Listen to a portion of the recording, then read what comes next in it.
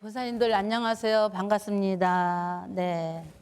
오늘은 또 해양하고 가을이고 엊그저께 우리가 오제 때 오실 때는 국화꽃이 참 만발해가지고 너무 이뻐서 사진을 찍고 지금은 빨갛게 물이 들어서 하나하나 물들면서 낙엽이 쓸고 그러면 또 내년에 이 법문이 나갈 때는 또 봄이 오겠죠. 우리는 그 세월이 하나 가고 또 흐름이 따라서 가면은 그것이 하나의 또 생명이 태어난다고 생각하는 거예요. 봄에 우리가 터부덕 와가지고 그쵸? 싹 필 때, 팍 추울 때 그때 와가지고 생명이 막 싹 필 때고 생명이 살았을 때 우리가 오시기 시작한 게 그 여름을 지나서 가을이 오다 보니 우리는 벌써 그 초봄에 와가지고 가을에 이제는 그 한 생명이 벌써 한 해가 가는 거를 뜻하는 그 한 해를 맞이하는 거예요. 그래서 오늘은 스님이 그 생명이 무엇인지 하도 사람들이 많이 죽이고 생명을 너무나 두렵지 않게 생각하는 이 사회에서 과연 우리는 생명이라는 것이 그렇게 가치가 없을까? 많은 것을 생각해 보다가 스님이 생각한 것이 생명이라는 것이 굉장히 소중하고 참 제가 93년도에 그 중국동에서 포교당을 시작했어요. 포교당을 시작하면서 처음으로 낙태약 그 도량을 만들었어요. 그러니까 그 당시는 그게 굉장히 생소해가지고 좀 뭐든지 거부 반응을 많이 사람들이 익혔었어요. 그 당시 93년도에는. 그래서 이렇게 스님이 시작하고 오다가 이제 좀 조그만 토구를 이제 좀 남양주 저쪽 골짜기 하나 토구를 얻었는데 거기서 이렇게 토굴에서 또 태아 연가라는 걸 하다 보니까 아직까지는 그게 좀 생소해가지고 사찰에서 더 태아 연가 이런 거 천도잔다고 참 많은 비난을 받았어요. 그래가지고 제가 또 간판을 뛰어내렸고 그러다가 제가 큰 너무 마음의 상처를 받으면서 나는 이거에 대해서 성공을 해야 되겠다 싶은 마음에서 다시 정리하고 포천 이동에 구담사를 또 제가 이제 하나 마련해서 들어갔어요. 나는 다시 이거를 해야 돼. 나 개인을 위해서 하는 게 아니라 사회적으로 종교적으로 낙태한 엄마들이 자꾸 많이 생기기 때문에 아니다. 누군가가 이거를 해야만이 없어지지 않겠는가. 저출산 문제도 해결이 되고 종교의 힘을 빌려서라도 이거를 내가 앞장서서 해야 되겠다는 생각이 너무 간절했던 거예요. 그래갖고 스님이 이제 부처님 경전에 이렇게 나왔다. 근데 우리가 왜 이거를 멀리 하느냐. 부처님 당시 때도 이 태아 연가가 얼마나 나한테 그 업이 쌓여지고 중재라는 것을 경률로 3장에 다 경률로 이렇게 나왔는데 그것을 왜 저게 할까? 그래서 스님이 공부를 해서 계속 하다 보니까 이제 많은 사람들이 이거를 젖어오면서 그 손가락질 받던 것이 지금은 맞아. 우리가 해야 돼. 그래야 돼. 내가 정말 낙태된 아이가 나한테 주어진 자식이었는데 내가 정말 저 아이를 낙태시켜서 정말 사정했구나. 나는 너무나 그 아이들한테 미안하구나. 이런 마음을 갖게 되면서 엄마들이 이제 그 전국에서 한 걸음 한 걸음 와서 막 기도하고 갔을 때에 와서는 엄마들이 흐느끼고 울어요. 미안하고 엄마가 뒤늦게 나오면 너무 미안하다고 그 아이를 안고 막 울 때의 그 모습이 그 아이는 어떤 마음이 생겼겠어요.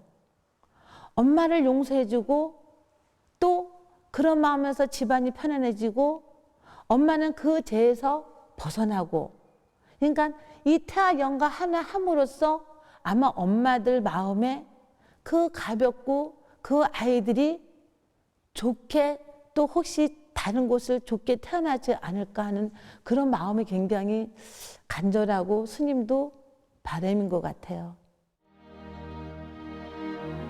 남들의 비난 어린 손가락질, 따가운 시선에도 스님의 태화연과 천도에 대한 열망은 멈출 수가 없었습니다. 비록 어머니 뱃속 작은 세상이지만 우리 곁에 찾아온 소중한 생명들이기에 차마 외면하고 저버릴 수 없었던 것이겠죠. 그 어떤 이유에서건 살생으로 이어지는 낙태는 씻을 수 없는 중죄이며 업장인 것을 사람들은 그 죄를 숨기려고만 합니다. 하지만 스님은 그 죄를 드러내고 참회하고 기도하라 강조하십니다. 그것이 바로 가여운 태아 영가들의 천도를 위한 길이며 나의 업장을 소멸하는 길이요. 또한 나의 가정을 행복하게 지키는 길이기 때문입니다. 이제는 사람들의 인식도 많이 달라져 구담사 잠호함엔 참회 기도를 올리려는 많은 사람들의 발길이 이어지고 있다는데요. 구담사의 태아영가 천도는 부처님 가르침을 올바로 실천하는 첫 걸음이 될 수 있을 것입니다.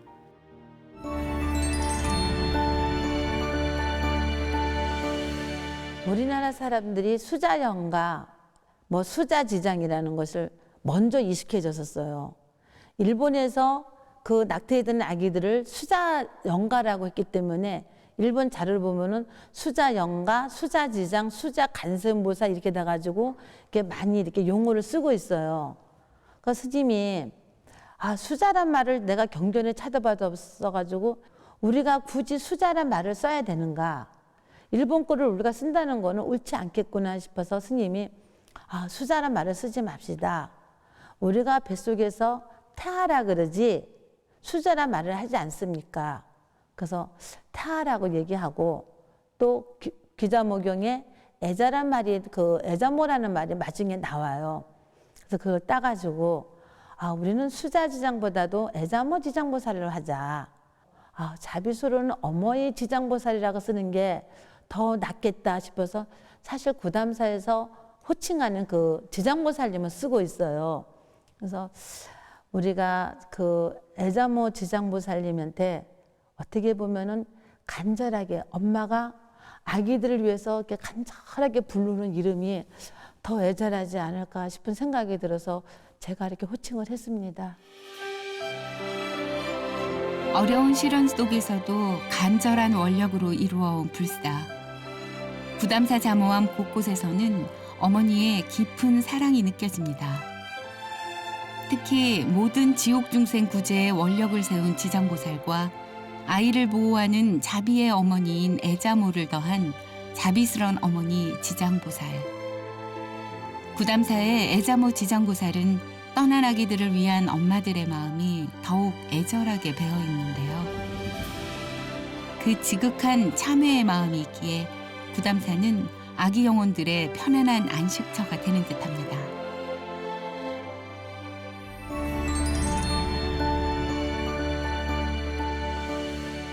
내가 금강경이라는 걸 한번 기도를 해야 되겠다 싶어서 하루에 20독씩 하고 30독씩 막 기도를 했어요. 하다 보니까 그 스님한테 뭐라 그럴까 오는 그 느낌이 있는데 요거를 스님이 확실한 걸 모르겠어요. 그래서 내가 이거를 태아영가인가 보다. 내가 태아영가라는 걸 해야 되는데 이거를 어떻게 하고 어떤 방법이라는 게 없었던 거예요.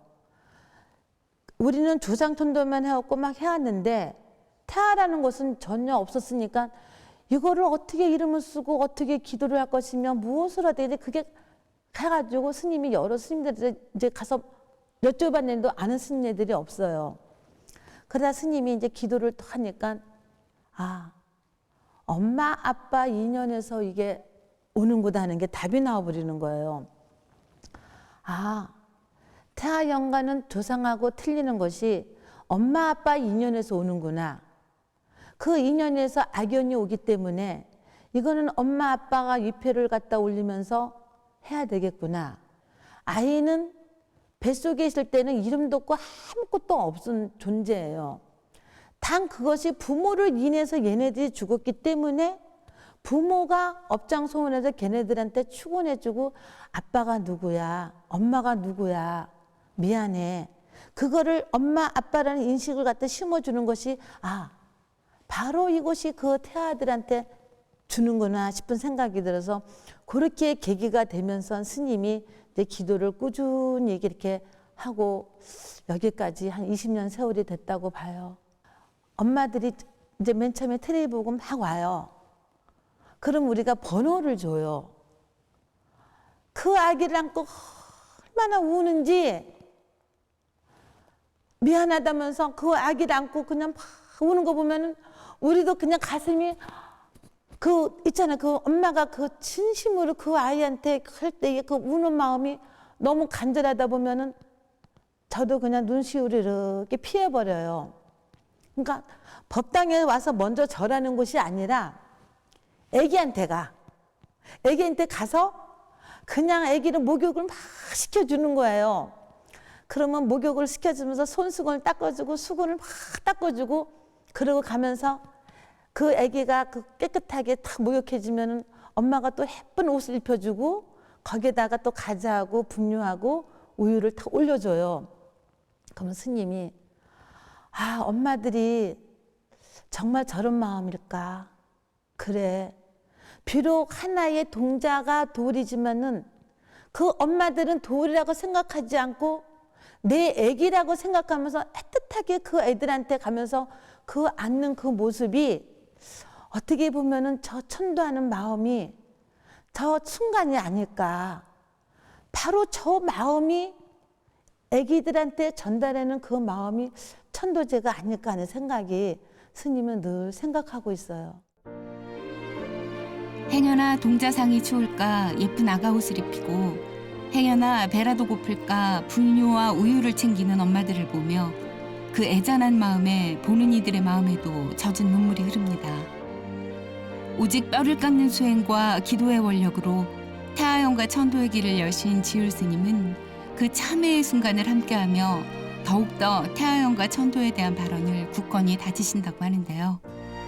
복된 인연으로 맺어진 부모와 자식의 관계가 악연으로 변하는 순간 우리는 소중한 한 생명을 잃게 된다는 것 잊지 말아야 할 것 같습니다.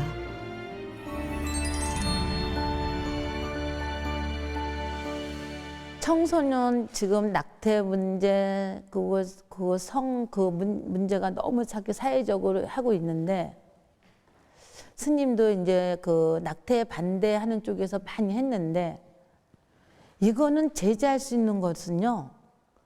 물론 우리 같은 스님네들이나 성직자 뭐 목사님이나 신부님들도 다 필요해요.